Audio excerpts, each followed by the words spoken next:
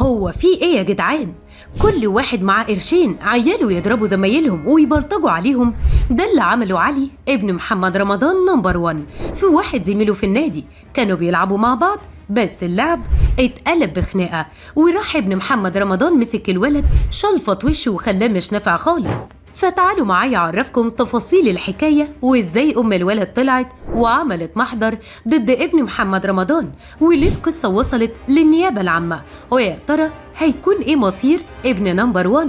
واضح كده إن علي ابن محمد رمضان تقمص دور أبوه في جعفر العمدة، وبقى طايح في كل زملاته وأصحابه، ومسك كمان واحد منهم في نادي 6 أكتوبر رزعه علقة سخنة وبوظ وشه ولعب فيه البخت، دشدش زميله خالص، لدرجة إن والدة الولد اللي اتضرب لما شافت وش ابنها اتشلفت خالص انهارت، وحلفت وقتها إنها لازم تجيب حق ابنها بالقانون وتعمل لابن محمد رمضان قضية.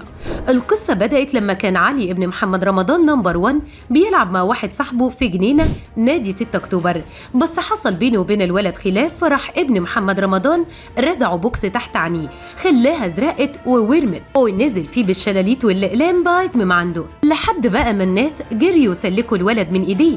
ما هو عايش بقى دور جعفر العمدة. أم الولد اللي شغالة مديرة في شركة إعلانات خدت ابنها المدغدغ وراحت طلعت بيه على اسم الشرطة، وعملت محضر ضد علي ابن محمد رمضان نمبر 1. وطبعا حاول النجم الكبير إنه يلم الحوار، بس القصة كانت وسعت خلاص، وتم تحويل المحضر للنيابة في الجيزة اللي طلبت التقرير الطبي حوالين الإصابات اللي حصلت للولد اللي اسمه عمر، عشان تشوف إذا كانت القصة دي حقيقية ولا لأ، ولا أم الولد عملت كده بس عشان تقفش لها قرشين من محمد رمضان في مقابل بقى إنها تتنازل عن القضية.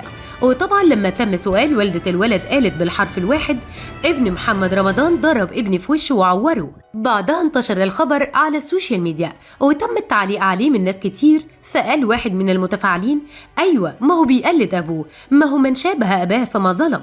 واحد عامل السنة اللي فاتت مسلسل جعفر العمدة وطلع بحركة الرجل اللي على الرقبة، وقبلها كان عامل رفاعي الدسوقي تاجر السلاح، ما هو لازم ابنه يطلع يدوس على رقاب أصحابه وكمان يبهدلهم، وده لازم يتأدب هو وأبوه. بس ردت عليه بقى واحدة من المتفاعلين وقالت بلاش نتسرع في الحكم على اللي حصل قبل ما تخلص تحقيقات النيابة العامة، مش يمكن يكون كل ده مجرد حوار الست اللي زودتها عشان تهبش لها قرشين من محمد رمضان نمبر 1 وما صدقت بقى تسوق فيها.